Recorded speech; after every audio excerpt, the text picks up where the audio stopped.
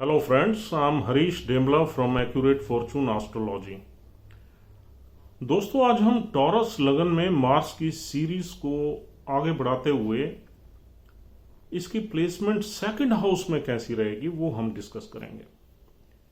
आइए देखते हैं कि अगर मंगल देव वृषभ लगन के दूसरे भाव में आ जाएं तो आपको किस तरह के फल दे सकते हैं।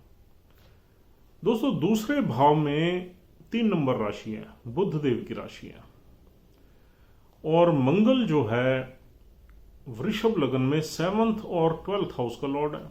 7th हाउस का संबंध प्राइमरीली हमारी पार्टनरशिप से है, पर्सनल या प्रोफेशनल, हमारे सामने के लोगों से है, हमारे व्यापार से है, बिजनेस से है, और मैरिड लाइफ से है, मैरिड लाइफ की हैप्पीनेस से है। और 12th हाउस का संबंध हमारे लॉसेस से है, एक्सपेंसेस से है, प्रॉब्लम से है, बीमारियों से है, हॉस्पिटलाइजेशन से है, फॉरेन लैंड से है, फॉरेन कंट्री से है। और 12th हाउस का संबंध सॉलिट्यूड से है, एक अकेलेपन से है। और 12th हाउस का संबंध स्पिरिचुअलिटी से भी है, कुछ सीक्रेट एक्टिविटीज से है, या फिर बैड प्लेजर से है, सेक्स सेंसुअलिटी से है। और मंगल एक एक्शन का कारक है, हमारे ब्लड का कारक है, हिम्मत, विल पावर, एक्शन, जोश, खरोश, ये सब मंगल की देन है हमारे अंदर। जो हमारी फाइटिंग स्पिरिट है, जो हमारे एम्बिशन है, जो हमारे अंदर एक जज्बा होता है कि किसी भी चीज में जाके लड़ना और उसे विन करना, चाहे वो कोई भी चीज हो। This is a influence of Mars in our personality. तो अब 3 नंबर राशि बुध देव की है। बुध और मंगल की एनिमिटी है। मंगल कभी भी बुध की राशि में बैठ के कभी भी कंफर्टेबल नहीं है, क्योंकि बुध का संबंध बुद्धि से है, ब्रेन से है, इंटेलिजेंस से है। और मंगल ज्यादा सोचता नहीं है, मंगल तो एक्शन ओरिएंटेड है। अगर मंगल सोचने लगे तो उसके एक्शन जो है वो डिले हो जाते हैं, उसमें विघ्न आ जाता है, प्रॉब्लम्स आ जाती है। मंगल सिर्फ एक्शन लेना जानता है और फाइट करके विन करना जानता है। तभी मंगल से हम जितने भी डिफेंस सर्विसेज के लोग हैं उनको देखते हैं, वो कभी सोचते नहीं है। जब उनको ऑर्डर्स मिलते हैं तो they just act according to order and get a victory. उनका जज्बा ये होता है, एम ये होता है कि उनको विन करना है अपने एनिमी को, और वहां पर अपना फ्लैग गाड़ देना है विक्ट्री का। तो मंगल और बुध दोनों, और बुध तो एक मतलब बुध से हम एक बच्चा देखते हैं, एक नॉटी चाइल्ड देखते हैं। मंगल सीरियस है। और दूसरा, यहां पर कुछ नक्षत्र भी गलत मिलते हैं। 3 नंबर राशि में एक नक्षत्र तो बहुत ही खराब मिलता है, आर्द्रा नक्षत्र। शायद आपने सुना होगा मेरी पिछली वीडियोस में। Ardra Nakshatra is one of the worst nakshatras in 27 nakshatra. I always say Ardra and Mula nakshatras are the worst nakshatra. इनके रिजल्ट्स बहुत मुश्किल से अच्छे मिलते हैं, हमें ज्यादातर खराब मिलते हैं।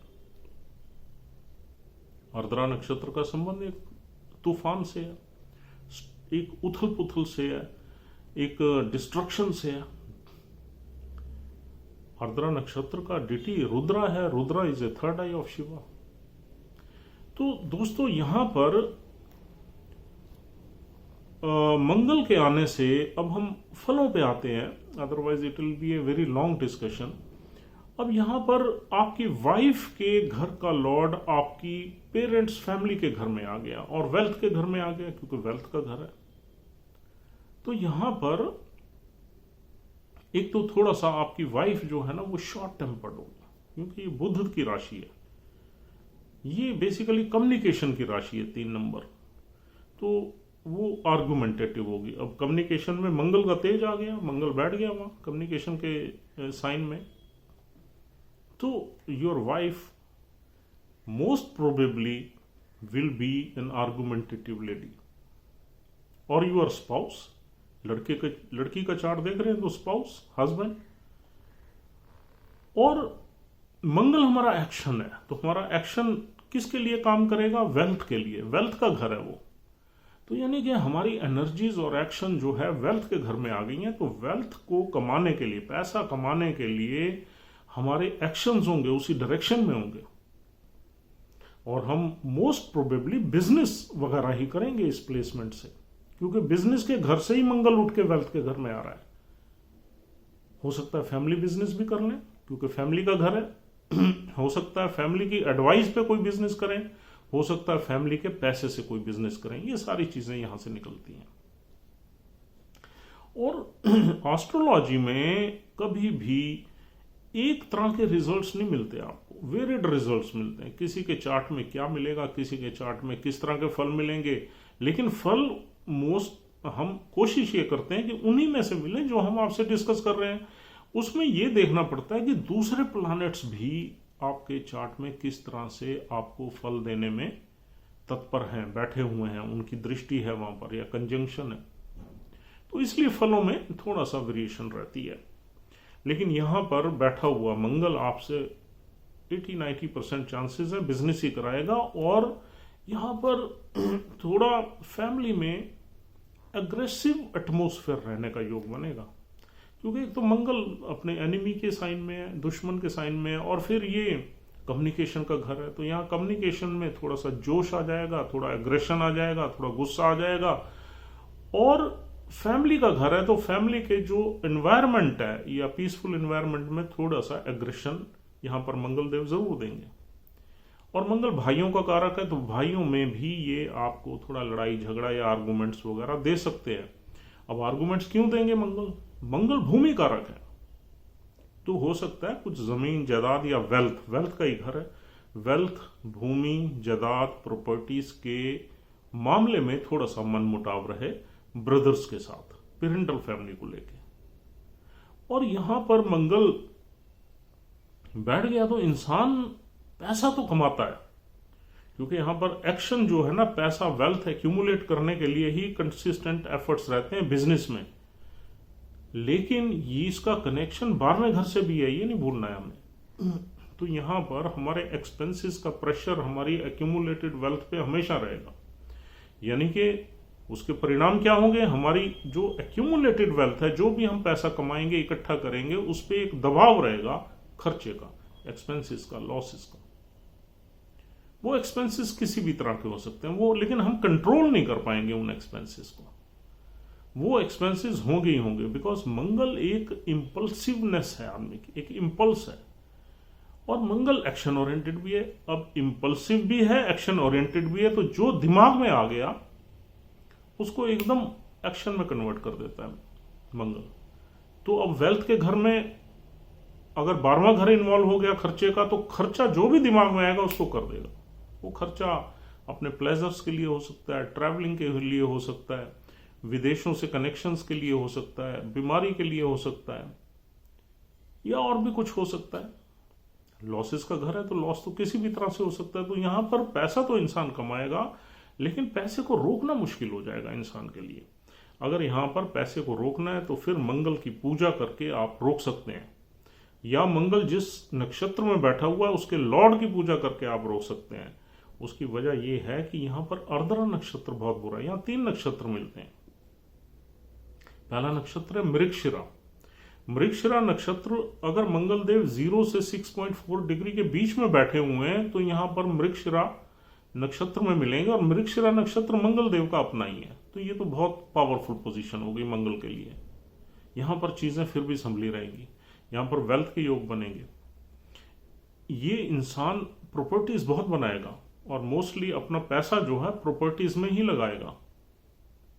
हाँ, खर्चे का योग जरूर बनेगा, लेकिन प्रॉपर्टीज में इसका पैसा ज्यादातर लगेगा, क्योंकि यहां सब मंगल का प्रभाव रहेगा। और दूसरा, मृगशिरा नक्षत्र में सिर्फ आपने बुध की प्लेसमेंट देखनी है और शुक्र की देखनी है। बुध यहां का मालिक है और शुक्र लगन का मालिक है। लगन का मालिक मजबूत हो तो 50% हम कहते हैं कि चार्ट मजबूत ही है, स्ट्रांग ही है। और फिर बुध यहां का डिस्पोजिटर है। बुध की प्लेसमेंट अच्छी है और मृगशिरा में मंगल देव बैठे हुए हैं, तो आपको चिंता करने की जरूरत नहीं। आप लाइफ में प्रॉपर्टीज बहुत बनाओगे, पैसा बहुत कमाओगे। आपका जो कमाई है उसमें बरकत रहेगी, एक्सपेंसेस कंट्रोल्ड रहेंगे, क्योंकि ये अपना नक्षत्र है उनका। बिजनेस के घर का भी स्वामी है मंगल। और अगर ये मंगल आर्द्रा नक्षत्र में आ गया, जो कि 6.4 से 20 डिग्री तक अगर मंगल बैठे हुए तो आर्द्रा में मिलेंगे। चरण कोई भी हो सकता है, 1 से 4 चरण तक। तो आर्द्रा नक्षत्र में मंगल देव पे डबल इन्फ्लुएंस आ गया, मैलेफिक इन्फ्लुएंस।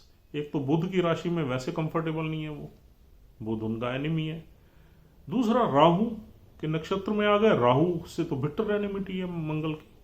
तो यहां मंगल देव बहुत ज्यादा डिस्टर्ब हो गए।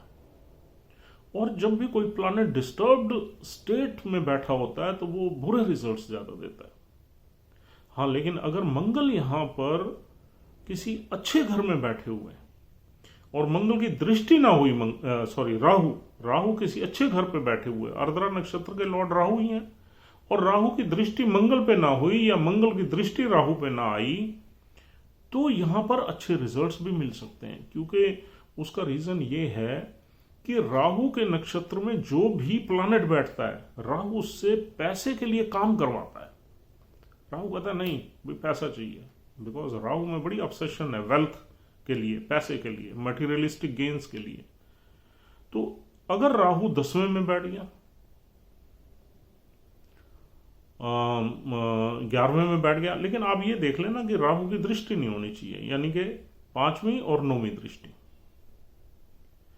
किसी अच्छे घर में अगर राहु बैठ जाता है तो यहां पर फिर भी वेल्थ आपको मिलेगी। लेकिन राहु अगर लॉस के घर में बैठ गया, 12वें में बैठ गया, 6ठे में बैठ गया, 8वें में बैठ गया, तो ये समझ लेना कि यहां पैसा आप कमाओगे लेकिन खर्च उससे ज्यादा रहेगा, या उतना तो रहेगा ही रहेगा, तो प्रेशर खर्चे का ज्यादा रहेगा और टेंशन रहेगी।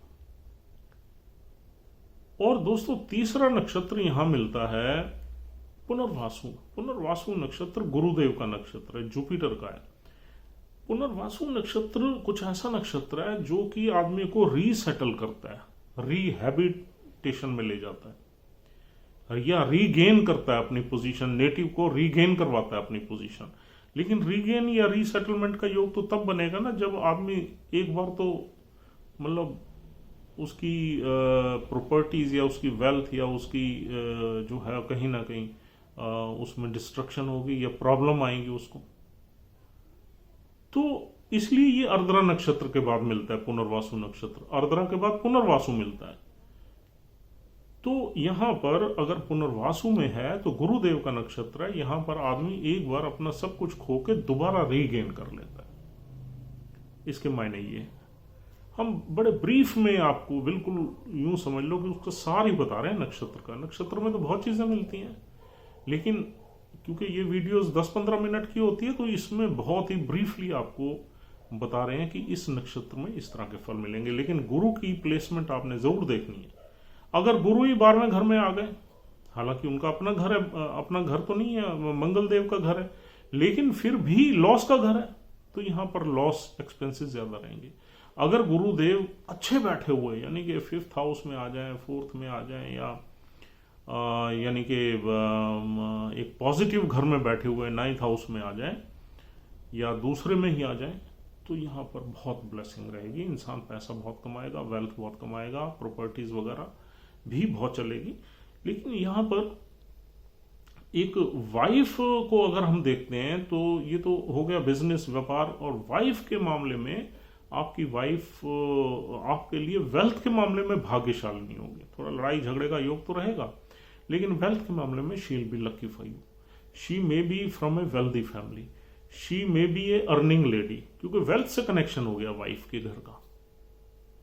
And she will also participate in your family, parents family जो भी ट्रेडिशंस है उसमें पार्टिसिपेट करेगी और प्रोटेक्टिव रहेगी वेल्थ को लेके, आपकी फैमिली की वेल्थ को लेके प्रोटेक्टिव रहेगी। She will take care of your family's wealth and she will also participate in the family.